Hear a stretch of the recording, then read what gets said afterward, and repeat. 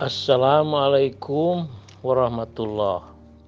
Pak Supar, saya mau menyampaikan satu hadis tentang Al-Mahdi. Rasulullah Shallallahu Alaihi Wasallam bersabda, "Ubashirukum bil Mahdi yub'atsu fi ummati." Aku kabarkan berita gembira kepada kalian tentang Al-Mahdi yang akan diutus Allah dari antara umatku. Hadis ini riwayat Ahmad bin Hambal, Imam Ahmad bin Hambal di dalam kitab Musnadnya, hadis nomor 11061. Nah, dalam hadis ini jelas Rasulullah menyatakan bahwa Al-Mahdi itu adalah seorang utusan Allah dari umatnya Nabi Shallallahu Alaihi Wasallam, umatnya Rasulullah Shallallahu Alaihi Wasallam gitu. Jadi walaupun dia utusan Allah, tapi dia itu pengikut Rasulullah Shallallahu Alaihi Wasallam, mengikuti kitab syariat Islam yaitu Al-Quran dan Sunnah. Ya, bisa dipahami nggak ya? Nah, sekarang saya ingin menyampaikan hadis yang kedua. Sabda Rasulullah SAW, "Lau lam yabqa minad dunya ilal yaum yatawallallahu dzalikal yaum hatta yab'atsa fihi rajulan minni aw min ahlul baiti yu'ati'u ismuhu ismi wasmu abihi ismu abi." Yang artinya, seandainya umur dunia tinggal 1 hari lagi, maka Allah akan memanjangkan hari itu hingga Allah mengutus padanya seorang laki-laki dewasa dari keluargaku atau dari ahlul baitku yang namanya seperti namaku, nama bapaknya seperti nama bapakku. Ada di dalam hadis riwayat Sunan Abu Daud nomor 4282. Jadi di sini jelas ya bahwa Al-Mahdi itu adalah seorang laki-laki dewasa dari keluarga Rasulullah SAW atau ahlul bait beliau yang namanya seperti nama Rasulullah SAW dan nama bapaknya seperti nama bapak Rasulullah SAW. Kemudian mari kita lihat di dalam Al-Quran bagaimana ya tentang kedatangan seorang Rasul yang namanya seperti nama Rasulullah SAW di dalam Al-Quran. Nah, sekarang saya mengajak Pak Supar untuk membahas ayat Al-Quran yang mendukung 2 hadis yang telah saya sampaikan itu. A'udzubillahi minasyaitonirrajim. Wa idh qala Isa ibnu Maryam, ya bani Israil, inni Rasulullah ilaikum musaddiqal lima baina yadaya minat Taurat wa mubasysyiran bi rasuli ya'ti mim ba'di ismuhu Ahmad. Ya. Ini surah As-Saff ayat 6. Kalau dikaitkan dengan hadis yang pertama yaitu Musnad Ahmad nomor 11061, maka ada kemiripan di situ. Wa mubasysyiron, dan mengabarkan berita gembira, bi rasuli, tentang seorang rasul, ya'ti, yang akan datang setelahku, mim ba'di ismuhu Ahmad, yang namanya Ahmad. Nah, sedangkan di dalam hadis, ubasyirukum Aku kabarkan berita gembira kepada kalian bil Mahdi, tentang Al-Mahdi, yub'atsu fi ummati, yang akan diutus Allah dari antara umatku. Kemudian di hadis yang kedua, namanya seperti namaku, nama bapaknya seperti nama bapakku. Nah, jadi dengan demikian maka kesimpulannya itu Al-Mahdi itu adalah seorang rasul yang namanya Ahmad. Ya. Nah, Ahmad dari mana? Nah, nanti kita lanjutkan ya.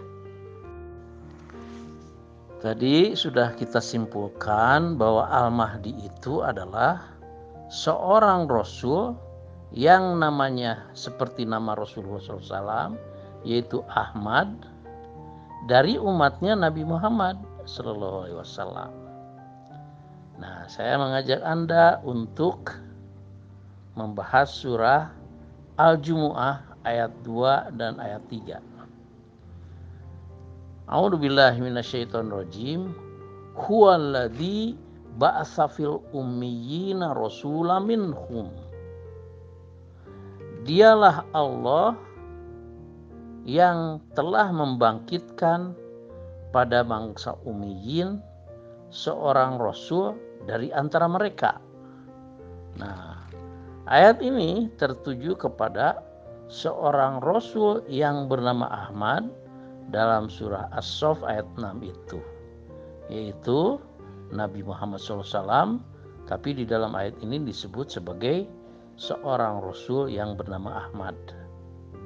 Di ayat berikutnya Al-Jumu'ah 3, Allah Ta'ala berfirman, wa akharina minhum lamma yalhaqu bihim. Dan Allah juga yang telah membangkitkan pada bangsa Akhorin dari antara mereka seorang rasul dari antara mereka. Nah, ini tertuju kepada seorang rasul yang namanya Ahmad dari bangsa Akhorin. Pertanyaannya, siapa yang dimaksud dengan bangsa Akhorin? Di dalam Sahih Bukhari, kitab tafsir surah Al-Jumu'ah ayat 3, hadis nomor 4518, Rasulullah menjawab bahwa yang dimaksud bangsa Akhorin adalah bangsanya Salman, yaitu Persia. Maka dapat disimpulkan berdasarkan 2 hadis dan 3 ayat Al-Quran tadi, yaitu As-Saff 6, Al-Jumu'ah 2 dan 3, maka Al-Mahdi itu adalah seorang rasul umatnya Nabi Muhammad yang namanya Ahmad, keturunan bangsanya Salman, yaitu bangsa Persia. Di dalam hadis lain yaitu Sunan Abu Daud dan Sunan Ibnu Majah, diriwayatkan oleh Ummu Salamah radhiyallahu anha, Rasulullah Shallallahu alaihi wasallam bersabda bahwa Al-Mahdi adalah dari keturunanku, dari anak cucu Fatimah radhiyallahu anha. Nah,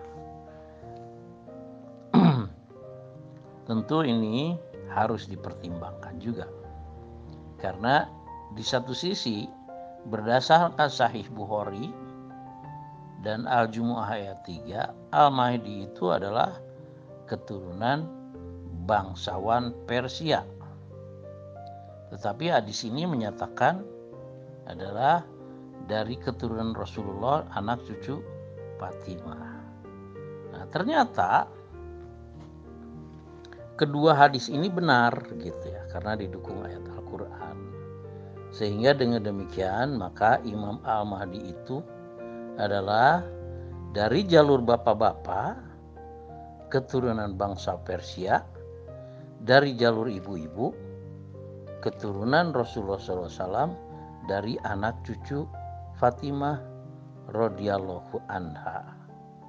Jadi ini adalah penjelasan yang lengkap bahwa Imam Al-Mahdi itu cirinya adalah dari jalur bapak-bapak atau patrilineal, keturunan bangsawan Persia, dari ibu-ibu, keturunan Rasulullah SAW, dari anak cucu perempuan Fatimah.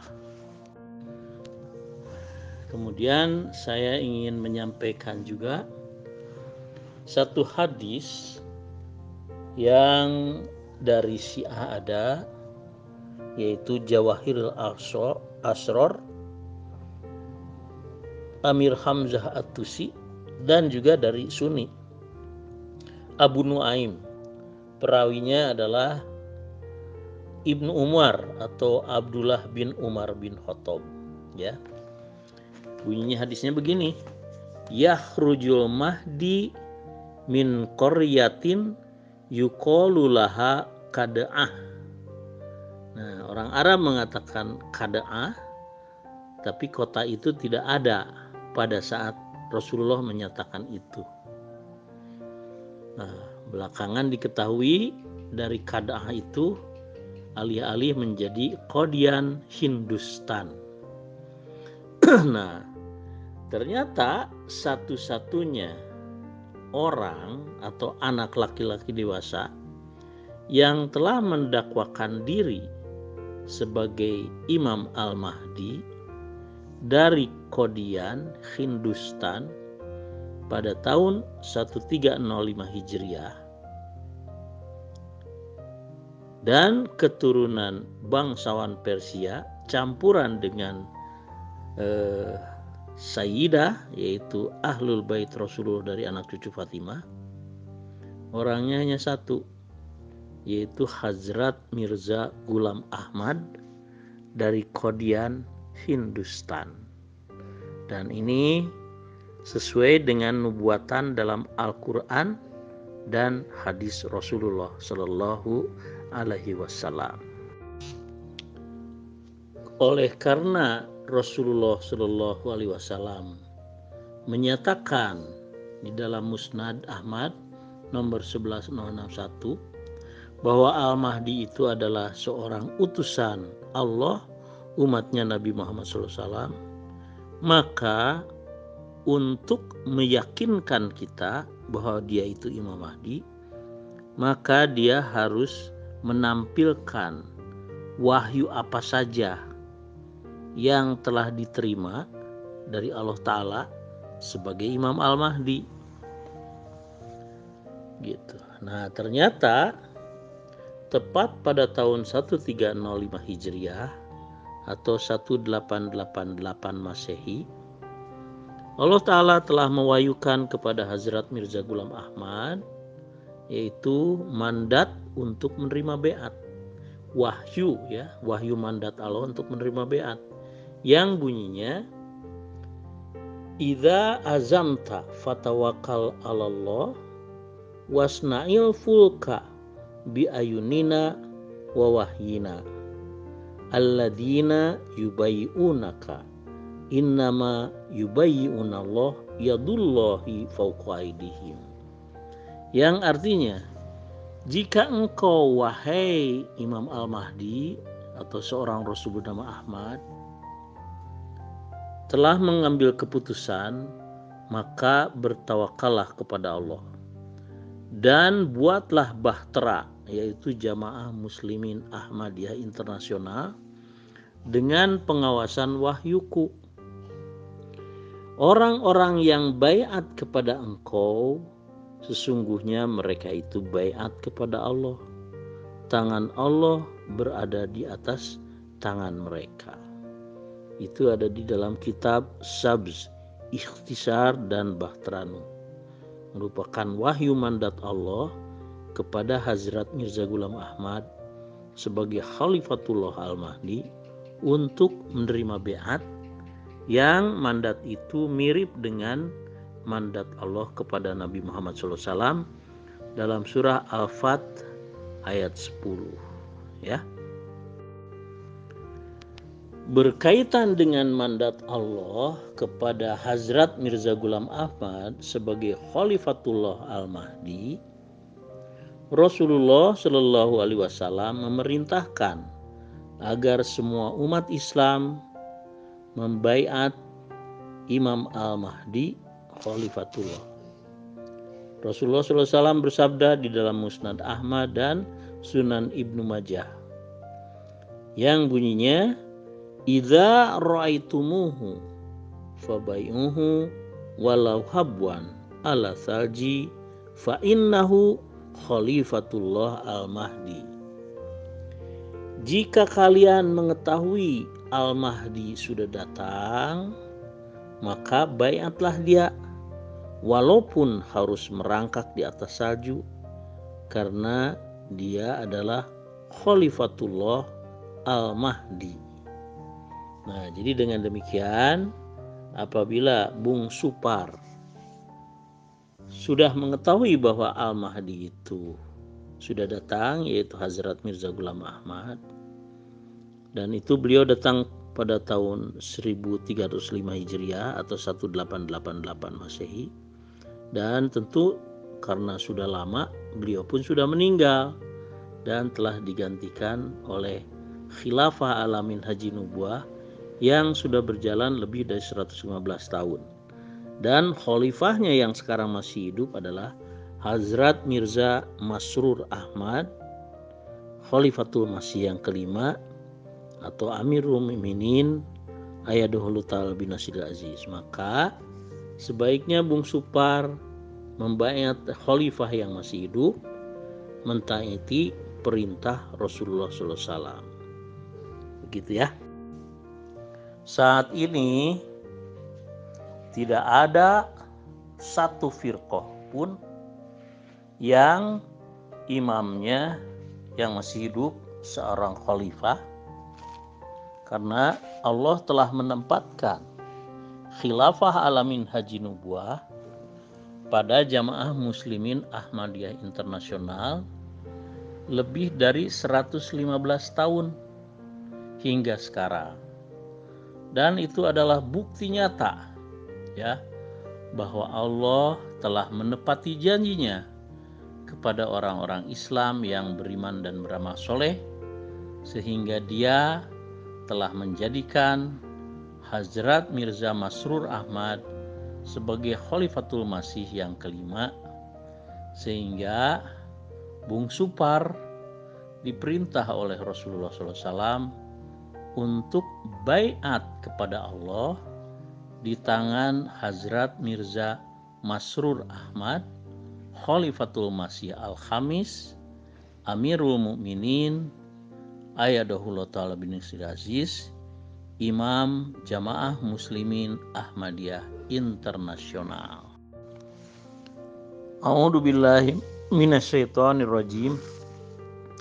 Dan Allah telah berjanji kepada orang-orang yang beriman dari antara kalian umat Islam dan beramal soleh, bahwa Dia Allah pasti akan menjadikan bagi mereka khilafah di bumi.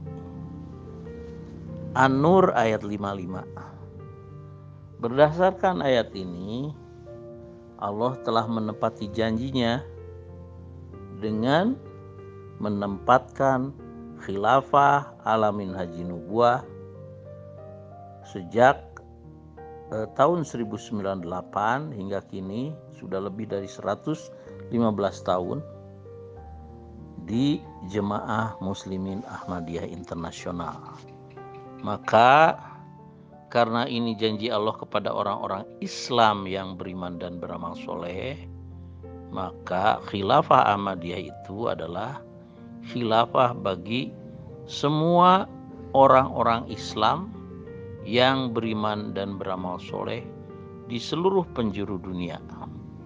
Karena Nabi Muhammad dan Hazrat Mirza Ghulam Ahmad adalah Rasulullah SAW dan Al-Mahdi alaihissalam yang diutus Allah kepada manusia sekalian di seluruh penjuru dunia. Ya,